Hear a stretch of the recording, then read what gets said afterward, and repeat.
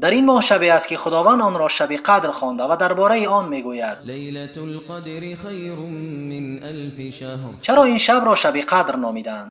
چی فضیلت دارد؟ علامت‌های این شب چیست؟ و کدام عملها را بنده باید در این شب انجام دهد؟ در این برنامه انشاءالله اطراف این موضوعات سخن میگوییم. اهل علم در تفسیر نامگذاری این شب به شب قدر اختلاف دارند و بسیاری ها میگویند که این از سبب بزرگی از چنین نامگذاری شده، زیرا در این شب قرآن نازل شده و ملائک با سرداری جبرائیل علیه السلام در این شب فرود می آیند و در این شب برکت و مغفرت و رحمت الهی نازل می شود. شب قدر شبی بزرگی است که هر که آن را دریافت مرتبه بزرگی را نایل می گردد. شب قدر شبی است که در آن ازدحام ملائک است. شب قدر شبی است که در آن شب تقدیرهای یک ساله ما از آسمان به زمین فرود می آید. این شب چی فضیلت دارد؟ اول اینکه این شب شبی مبارکی است، زیرا در این شب قرآن نازل شده است. إنا أنزلناه في ليلة مباركة إنا كنا منذرين. دوم، هر که این شب را با عبادت و از روی ایمان و اخلاص بگذراند، گناههای گذشته‌اش بخشیده می شود. شب زنده‌داری در این شب سبب مغفرت تمام گناهان است.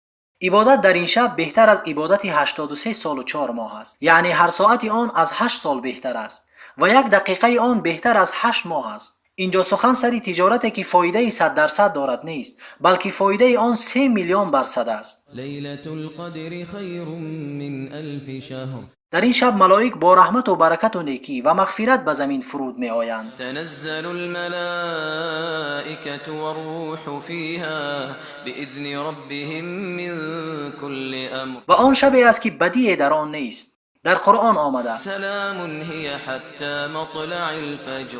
معنای سلام را دو تفسیر کردند، یکی امان از تمام بدیها و دیگر این که این شب امان از شیطان است.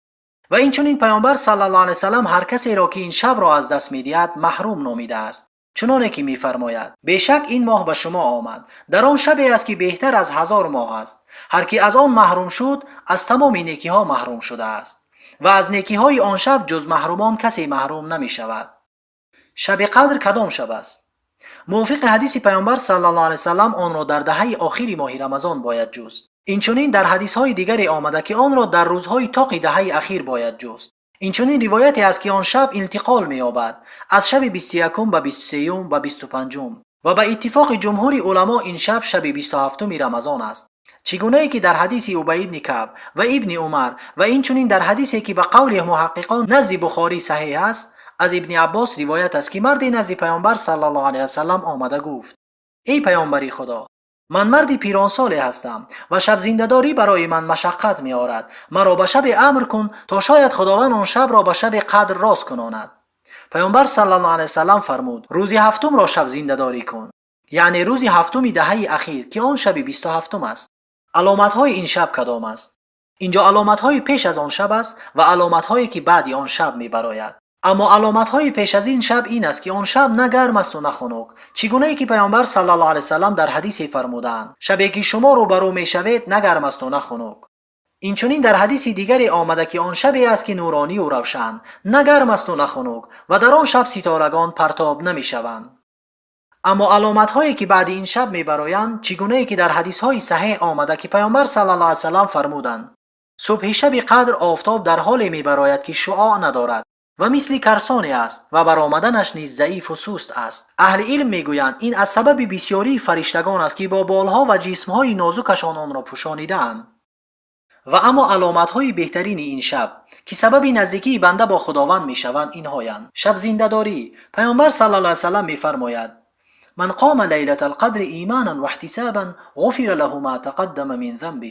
هر کی شب قدر را با ایمان و اخلاص شب زنده‌داری میکند گناههای گذشته‌اش بخشیده میشود. دعا کردن. در صحیح ترمذی از عایشه رضی الله عنها روایت است که گفت: ای رسول خدا، اگر شب قدر را دریابم در آن شب چی بگویم؟ گفت: بگو اللهم انک عفو کریم تحب العفو فاعف عنی. خداوندا تو عفو کننده سخی هستی و عفو را دوست می‌داری، پس مرا عفو کن.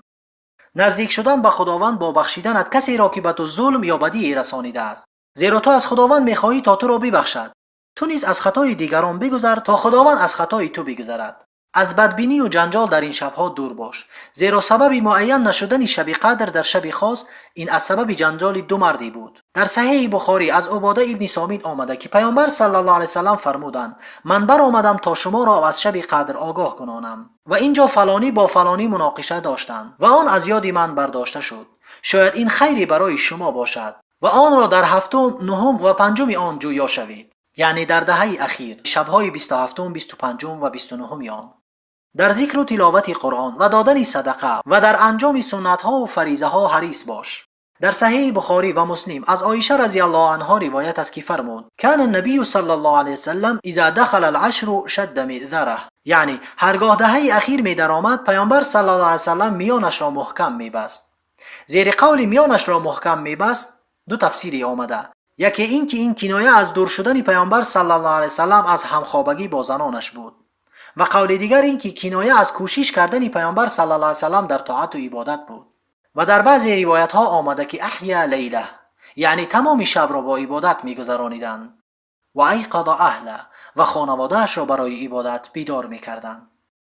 از خداوند میخواهم تا برای هر یکی ما این شبی بزرگ را نصیب گرداند و ما را از اجر و پاداش فراوانش بی نصیب نگرداند. در این شبهای بزرگ و اجابت دعا در حق ما دعایتان را دریغ ندارید. و صلی الله تعالی علی خیر خلقه محمد و علی آله و صحبه اجمعین.